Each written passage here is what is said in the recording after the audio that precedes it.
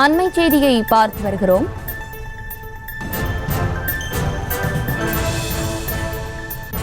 Armstrong கொலையில் தொடர்புடைய rowdy இன்று என்கவுண்டரில் கொல்லப்பட்டிருக்கிறார். அண்மை செய்தியாக பார்த்து வருகிறோம். மேலும் விவரங்களோடு இணைகிறார் செய்தியாளர் சுதர்ஷன். சுதர்ஷன், வணக்கம். இது குறித்தான முழு விவரங்கள். வணக்கம்.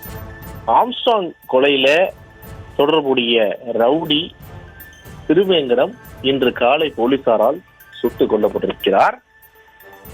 பிஎஸ்பி மாநில தலைவராக இருந்த ஆம்ஸ்ட்ராங் கடந்த சில தினங்களுக்கு முன்பு மர்ம நபர்களால் வெட்டி படுகொலை செய்யப்பட்டார்.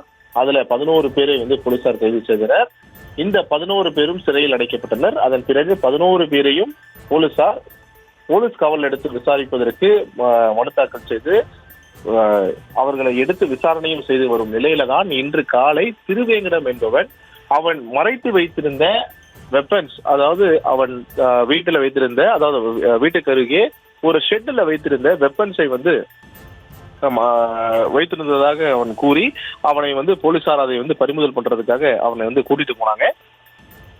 போலீஸ் கஸ்டடியில இருந்த திருவேங்கடத்தை அழைத்து சென்ற போலீஸ் அவன் காமித்த இடத்தை பார்த்தபோது அங்க ஒரு கைத்துப்பாக்கியும் அது மட்டும் இல்லாம ஒரு அரிவாளும் இருந்தது.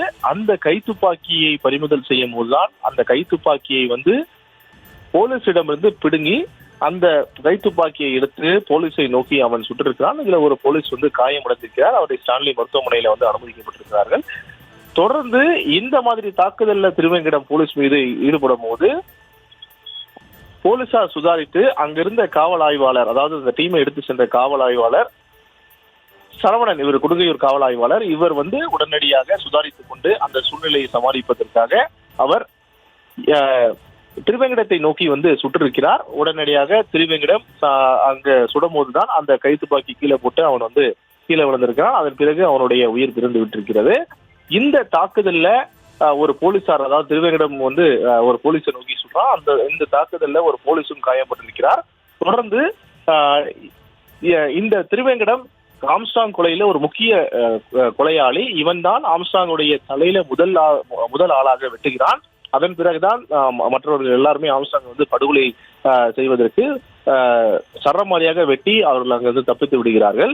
தொடர்ந்து இந்த திருவேங்கடமிடம் போலீசார் விசாரணை மேற்கொண்டு வரார்கள். அதாவது 5 நாள் போலீஸ் கஸ்டடியில இருந்த திருவேங்கடம் இன்று காலை மாதவரத்தில் வைத்து போலீசார் விசாரணை மேற்கொண்டு வந்த நிலையில தான் அவன் தன்னிடம் கைத்துப்பாக்கி இருப்பதாகவும் அதோட அரிவாள் ஒன்று இருப்பதாகவும் நான் என்னுடைய ஷெட்ல மறைத்து வச்சிருக்கேன் அப்படின்னு சொல்லிட்டு நான் கூட்டிட்டு போயிட்டு உங்களை காட்டுறேன், அந்த கைத்துப்பாக்கியும் அரிவாளையும் நான் எடுத்து தரேன் அப்படின்னு சொல்லி அங்க கூட்டிட்டு போய் அந்த ஷெட், அதாவது புழல் சிறைக்கு எதிரில் இருக்கக்கூடிய வெஜிடேரியன் வில்லேஜ்ல இந்த கைத்துப்பாக்கியையும் மற்றும் அரிவாளையும் உங்களிடம் போலீசிடம் ஒப்படைத்து விடுகிறேன் அப்படின்னு சொல்லிட்டு கூட்டிட்டு போயிட்டு அந்த கைத்துப்பாக்கி எடுத்து போலீஸ் மீது தாக்குதல் நடத்திய காரணத்தினால்தான் அந்த சூழ்நிலையை சமாளிப்பதற்காகவும் அது மட்டும் இல்லாம அங்க தங்கள் மீது, அதாவது போலீஸ் மீது யாருக்குமே எந்தவித காயம் ஏற்படாத என்ற காரணத்தினால சுதாரித்துக் கொண்ட காவல் ஆய்வாளர் சரவணன் அவர் வைத்திருந்த துப்பாக்கி எடுத்து திருவேங்கடத்தை நோக்கி சுட்ட காரணத்தினால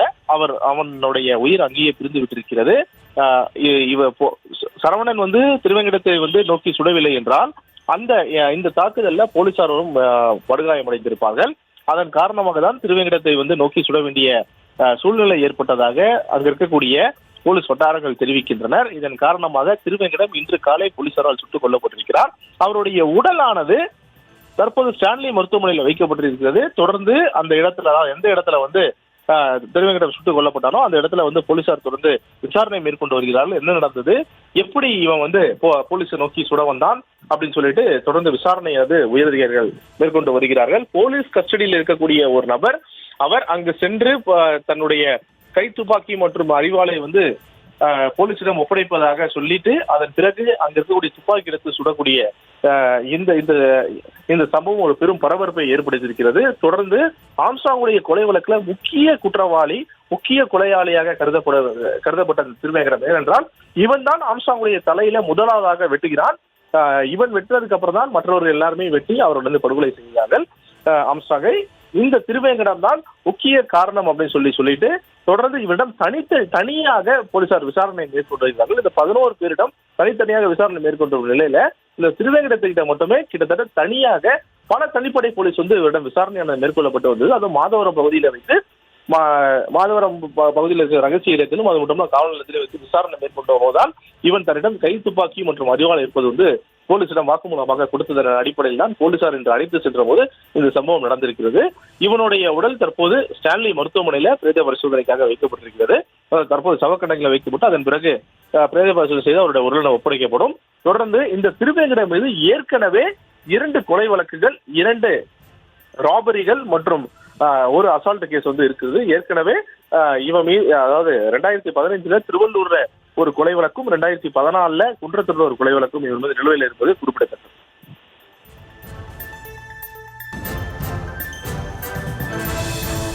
விவரங்களை வழங்கியமைக்கு நன்றி சுதர்ஷன்.